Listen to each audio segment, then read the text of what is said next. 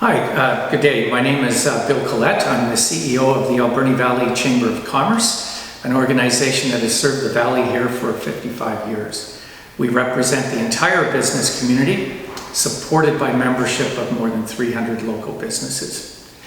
I'd like to acknowledge that we're hosting these interviews on the unceded territory of the Humpachesset and Sashat First Nations, and we thank and respect them for their ongoing courtesy to us. I'd also like to confirm that these interviews, while hosted by ourselves, are supported by the Alberni Valley News, who will assist in video distribution, and by the Vancouver Island Real Estate Board, who provided us with funding so that we can distribute more widely. Our chamber operates the Visitor Centre in Port Alberni under a fee-for-service agreement with the City of Port Alberni, and we're licensed to do so from Destination BC. In normal years, we would welcome more than 25,000 people from all over the world into this building, and we'd connect with that many again through our various external operations. In 2020, just prior to the pandemic, we signed an agreement with the City of Port Alberni to operate the commercial activities at the McLean Mill National Historic Site, and these operations are considered by us as a social enterprise. Thus, we're in business for the good of everyone. We consider ourselves unique in the chamber world in that we ventured into this sort of program well before others had similar ideas on their radar. And filming this today is one of our newer employees, Mr. Richard Spencer. Richard is a local fellow who attends Alberni District Secondary School. He's entering grade 12 and is working toward a career in film. May I take a moment now to introduce Richard via a comment received just this week from a couple who reside in the Windsor area of Ontario. And I quote, "Thank you for organizing our tour at McLean Mill yesterday. Richard, our tour guide, was the most welcoming, pleasant, knowledgeable, and courteous young man. He made our experience at the mill a lasting memory. He's a keeper. We wish him every success in his future endeavors," and that's signed by Pam and Larry from Windsor, Ontario. With that, and thank you for allowing me to introduce the chamber, we welcome Susan Farlinger here today, and I hope I've got the pronunciation of your name correct. You do. Perfect. We welcome her to our office today. Susan is representing the Liberal Party of Canada for the Courtenay-Alberni riding. Upon review of the bio received for Susan, I can confirm that she is a longtime resident of Central Vancouver Island. She is a retired senior public servant, a mother, and she is a naturalist. Susan hopes to represent the federal Liberal government for this region. She recognizes the challenges of a changing climate, and she is most aware of the needs for real reconciliation between Aboriginal and non-Aboriginal groups. Susan confirms that her career in the federal public service had her walk a fine line between environmental protection and economic development. She has worked with the Department of Fisheries and Oceans, and as recently as 2016 was the Assistant Deputy Minister and Pacific Regional Director General for DFO. Along the way, she has worked closely with all associated groups, including fishermen, Aboriginal communities, environmentalists, governments, and stewardship groups along the coast of BC and within the freshwaters of BC and the Yukon. I could go on, but suffice to say, Susan brings an impressive portfolio for your consideration on September 20th. We welcome Susan. Hi, I'm Susan Farlinger. My priorities: adapting to the very big changes in front of us and working together to do that. We in the world are awake in a way we maybe haven't been very recently to climate change impacts.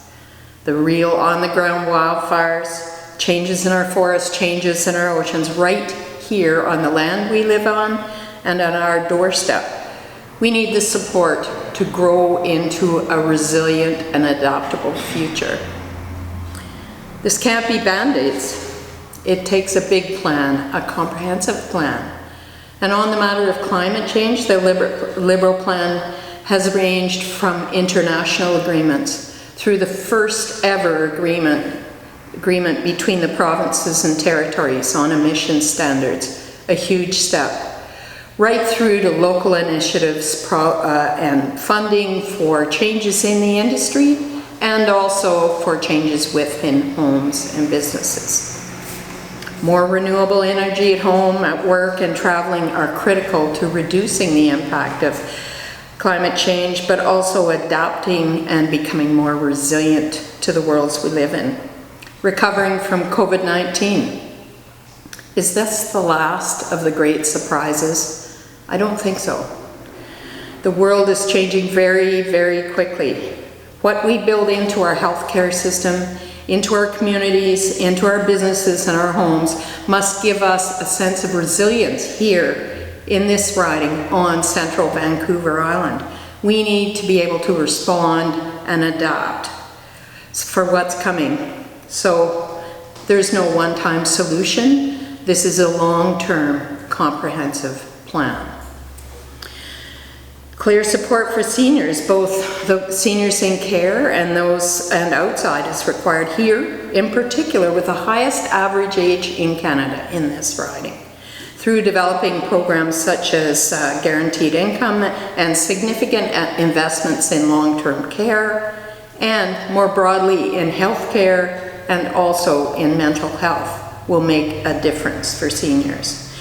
All of this means building sustainable businesses, small and medium, and most of the businesses here are that, and also large businesses. Supporting families through affordable housing strategies and implementation, affordable and perhaps more importantly, available childcare, and taking care of seniors. This also means big changes in how we use our resources. Land, forests, and fish. Not with a band-aid, but with a big plan that will work for us here in central Vancouver Island. The Pacific Salmon Strategy, recently introduced by the federal government, is the largest investment in Pacific salmon ever by any government. It's a broad approach, approaching conservation, looking at solutions for enhancement, and transforming our fisheries into fisheries that are sustainable over the longer term, that being sustainable will afford economic opportunities for communities, certainly a community like this one here in Port Alberni. This, along with a modernized Fisheries Act that restores protections taken away by the previous government, it provides the tools to strengthen that work we have to do together. As you know, everything in this country is a combination of local, municipal, regional, provincial or territorial, federal governments, all and whatever international arrangements we enter into. It's never simple, but we also have to work on the ground here in this riding together with our very, very diverse communities. Industrial, retirement, tourism, we have to work together between Indigenous and non-Indigenous communities. This community has relationships with local First Nations communities, with the Sashat and Opajesset. We need to build on those, we need to expand them, we need to be doing this together. This means real reconciliation on the ground, and for the people who live here in this riding, we know what that means. Our friends and neighbors in the Indigenous communities are with us every day, in our businesses, in our homes, and in our work.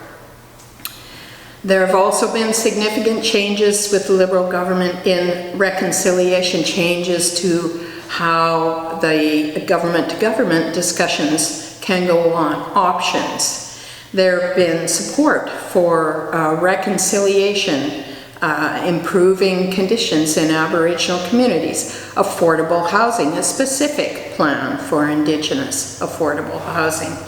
All of these things matter, but on the ground, what does it mean to us? It means that we can make use of the resources available to all of our communities, pool them, make decisions about how to move forward together.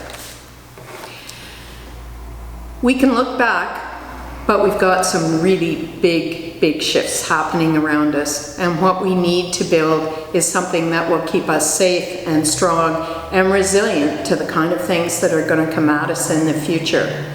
Let's look forward and build a future that will keep our youth here, that will keep people safe and healthy here in Courtenay, Alberta. Thanks. Okay, our first question here today is, what action or actions will your party take on the poison drug crisis, the opioid overdose crisis in our community and most others? Before COVID-19, we already had a significant health crisis in this country, the opioid crisis. And nowhere is it more apparent than in communities on the ground.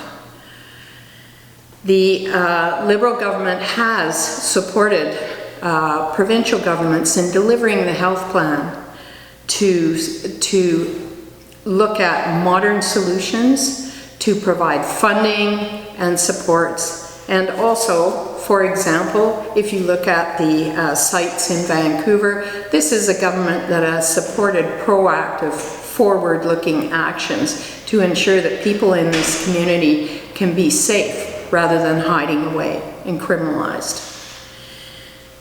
In the Liberal platform at this time, there is a strong commitment to a strengthened mental health strategy and a strategy to approach the opioid problem. This is another problem that isn't a Band-Aid problem, not one at a time. We have to be involved at all levels of government, from local through to federal, together in making this happen. And so the contributions that are committed to in the Liberal platform are very clear. A mental health strategy which is directly linked to managing the opioid crisis. A specific strategy to work with all levels of government together and on the ground to address the opioid crisis through all its various dimensions. These roles of the federal government in a panoply of players will provide the resources and the support for communities and the provinces and territories to move together with a plan to address this crisis.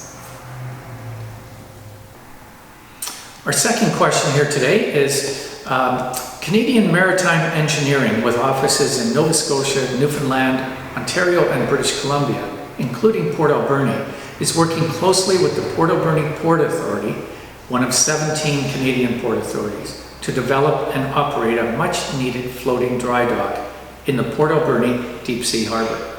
CME has also engaged support from community partners, including the City of Port Alberni, ourselves at the Chamber of Commerce, and others, to help facilitate the concept. There is significant lack of capacity to service current marine and coastal needs, emphasized by an obvious loss of business opportunity to the US, Mexico, and further abroad markets.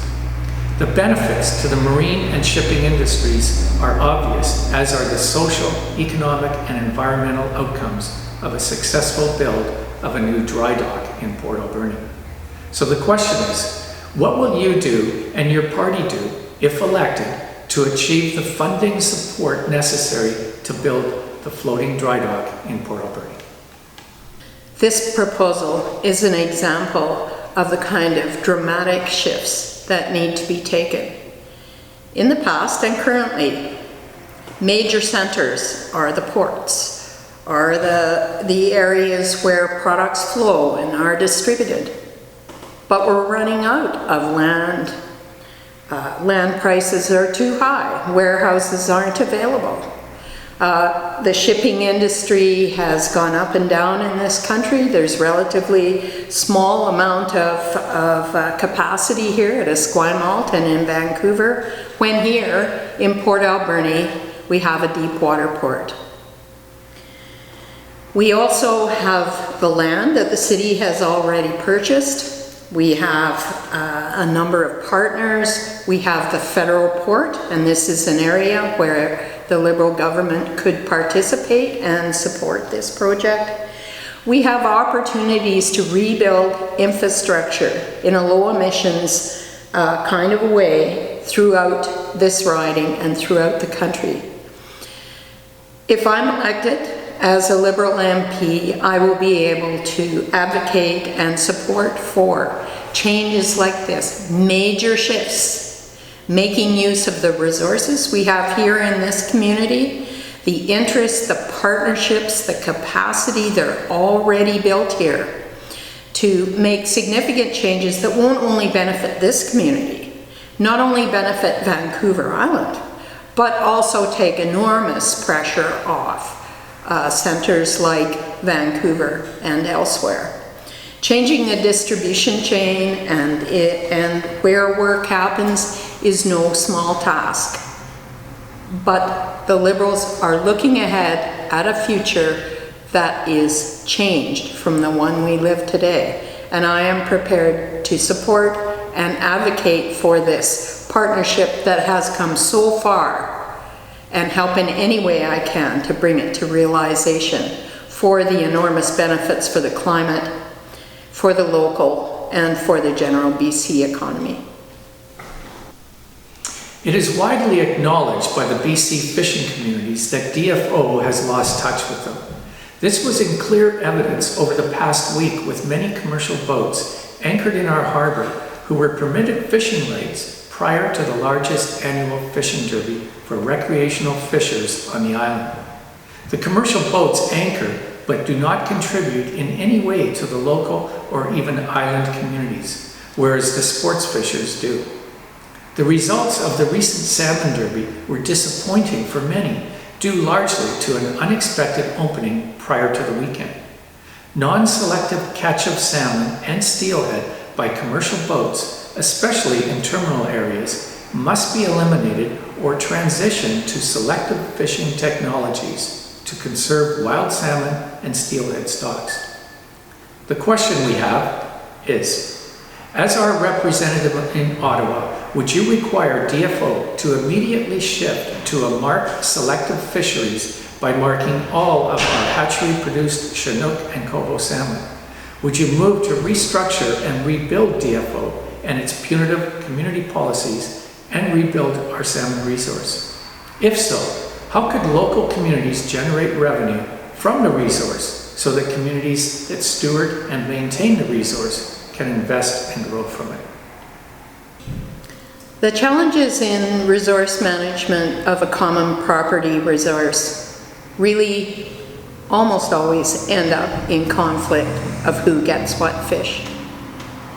Something that is unique in this area is the Barkley Sound Roundtable, significantly supported by Fisheries and Oceans, by the province, and by commercial, First Nations, and recreational fishers in the area. This is the kind of solution we need to look forward to the future, but not fishing in the same way that people have over the years. Selective fishing changes need to occur across all fisheries, across the commercial fishery, across the various kinds of recreational fisheries, and also within Aboriginal, both commercial and food fisheries.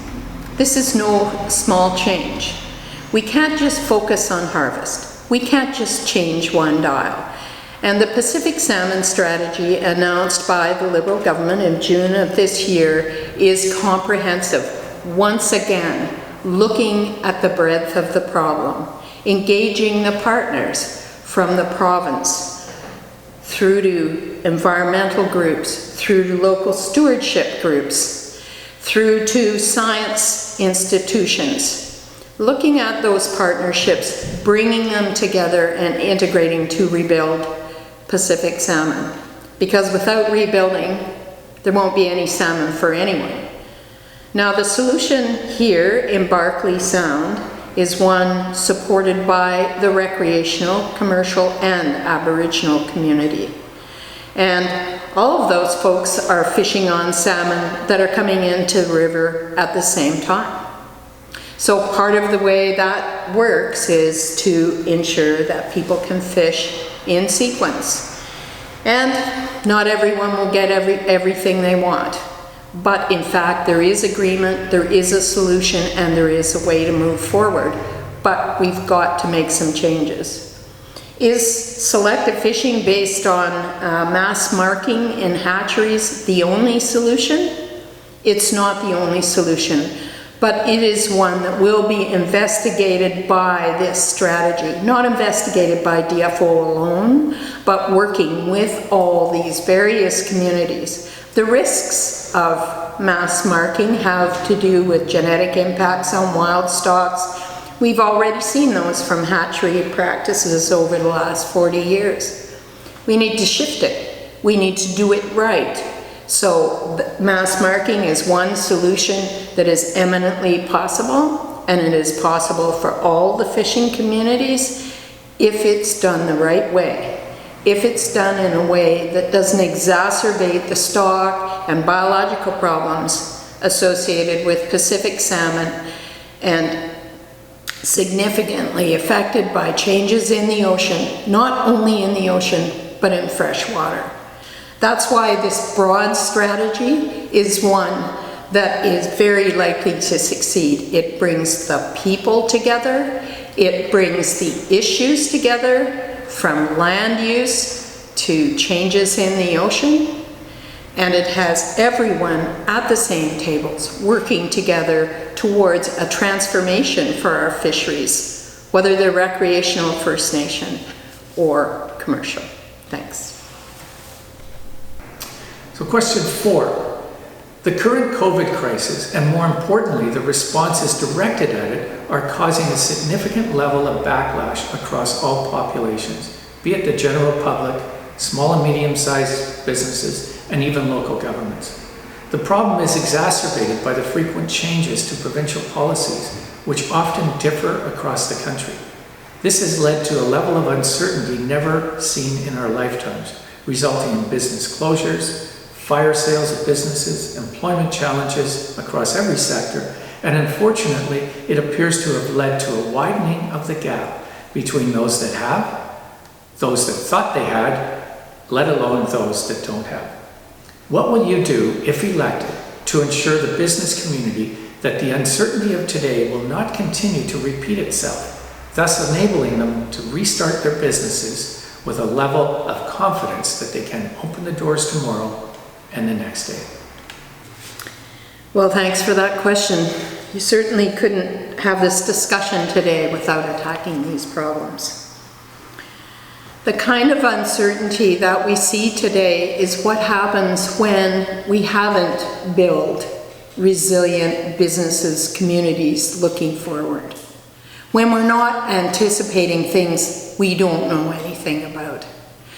The rebuilding of the economy in the future is really dependent on a low emissions future, on green economies, on the use of talents here, people on the island, keeping them here, bringing them back here, developing industries that allow us to be potentially more self-sufficient than we are today. Using our land in a different way, very much like we were discussing with the dry dock. Making some very big shifts. But what about now? And your question really has to do with now. Well, over the course of the pandemic, first and foremost, individuals were helped. I've heard people complain that the benefit to individuals is still keeping people from coming back to work. Well, that benefit ended a year ago. And since that time, and during that time, there were rent subsidies, wage subsidies, and support for businesses to be able to make their way over this time that none of us had anticipated. Openings and closures were enormous challenges for people trying to maintain their businesses, as well as people who were first employed, then not employed, then employed again, or moving off to something else. The kind of solutions that will take us forward here involve support for greater digitization, support for people and businesses to learn how to do that, support for universities and colleges, that young individuals coming up into our community can support businesses with a greater emphasis on businesses that are more flexible than the traditional model.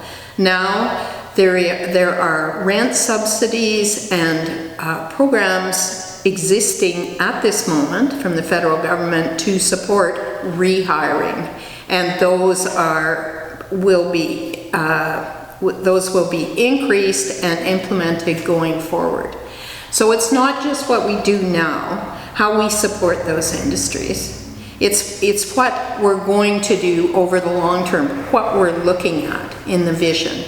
So with these kind of supports, plus the kind of challenges with having people who are vaccinated to support a reduction in lockdowns. Who wants to go back to that? Nobody does. People who use the services, businesses don't want to go back to it.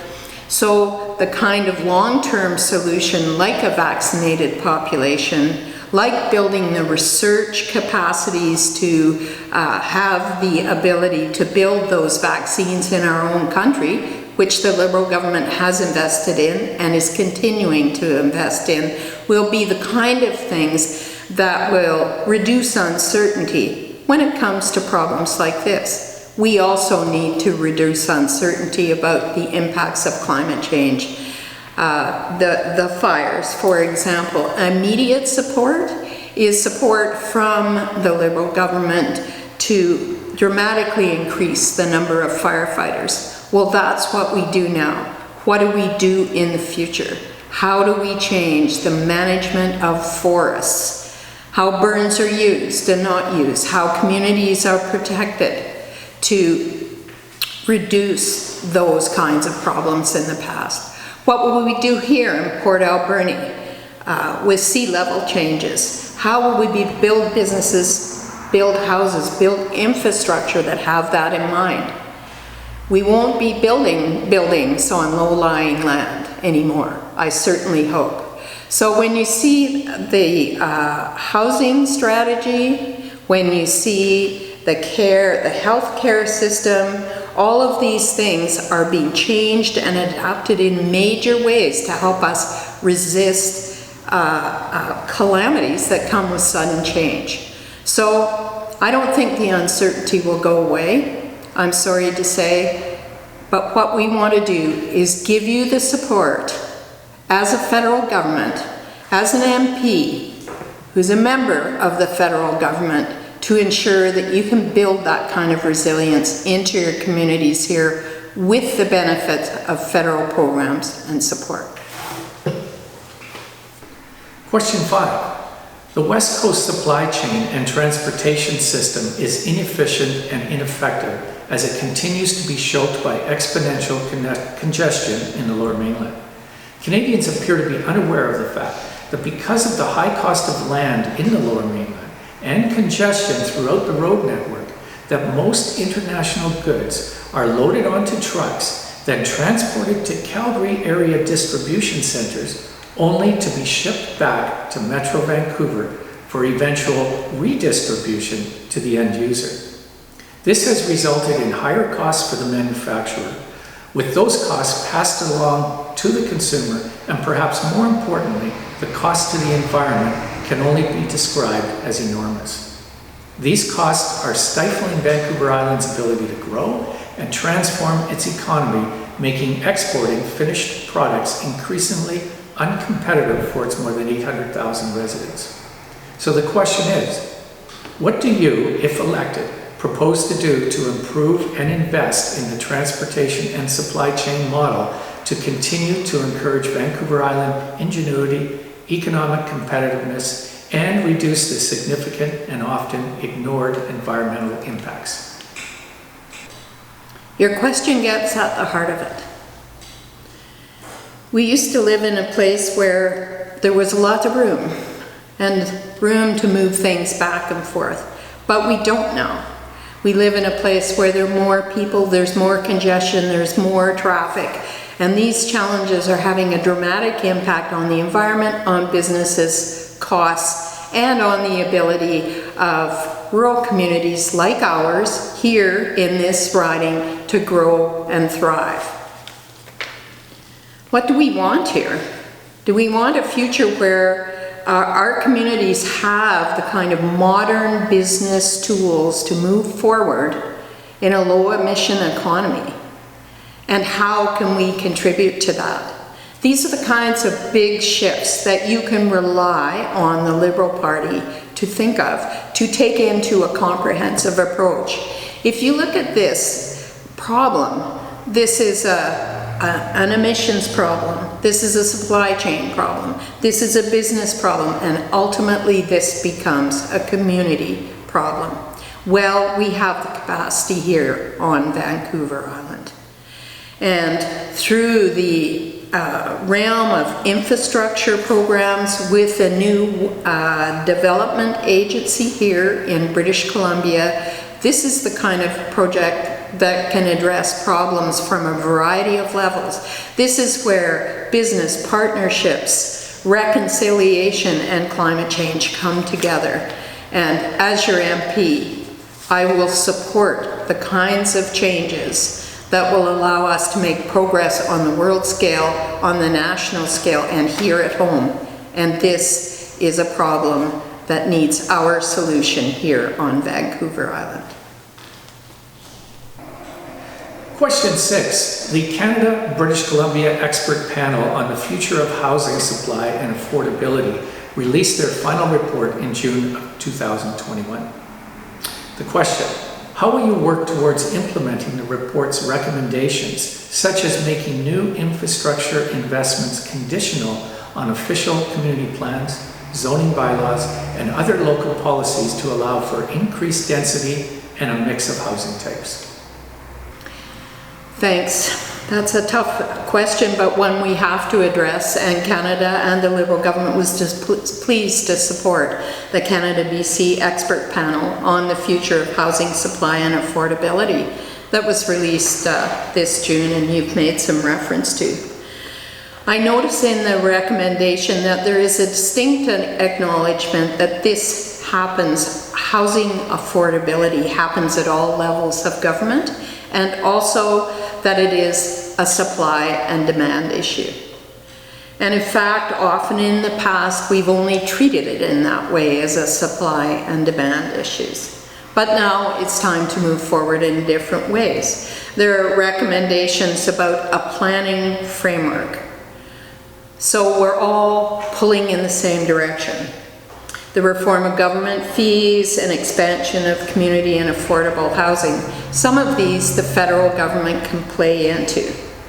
I think in the expansion of community and affordable housing, you will have seen commitments in the already existing Canada Housing Strategy, commitments that have supported the building of new housing, that have supported the building of affordable housing. I was in Courtenay only 2 weeks ago with Habitat for Humanity, supported by the federal and other levels of government, significant part of the Canada Housing Strategy. 12 new housing units for families that otherwise would not be in affordable housing. This is one of many ways. There are also commitments in the platform to build rental housing, middle-class housing, and revitalized or repaired and renovated housing to bring back things we have that are still usable, that we need to bring up to emission standards to make them affordable for people. The Liberal government is committed to a new federal housing advocate, to regulating the role of foreign buyers. Not that foreign buyers are all bad, but let's take a pause for 2 years and look at it, and look at how foreign buyers work in the real estate market, and how moving forward that can work in a way that benefits our affordable housing across the board. There are other tax benefits, and in total 1.4 million houses either built or renovated. Changes in tax credits for people getting into housing, changes in tax credits for people building housing. This is a government that looks forward to be a support, to work with all the other partners at different levels of government. For example, there would be funding for municipalities and regional districts to streamline their permitting process to make it more efficient and effective, one of the recommendations of the report. This addresses the problem from a variety of levels as one important partner in making affordable housing a reality for us. Susan, I want to thank you for joining us here today. We really appreciated your research into the questions. On behalf of the Alberni Valley Chamber of Commerce, the Alberni Valley News, who are going to distribute this for us, and the Vancouver Island Real Estate Board, we thank you for joining us today, and we invite all viewers to remember to vote on September 20th, to remember to get the jab in the arm, because that will help all of us. And again, we thank you and we wish you good luck. Thanks.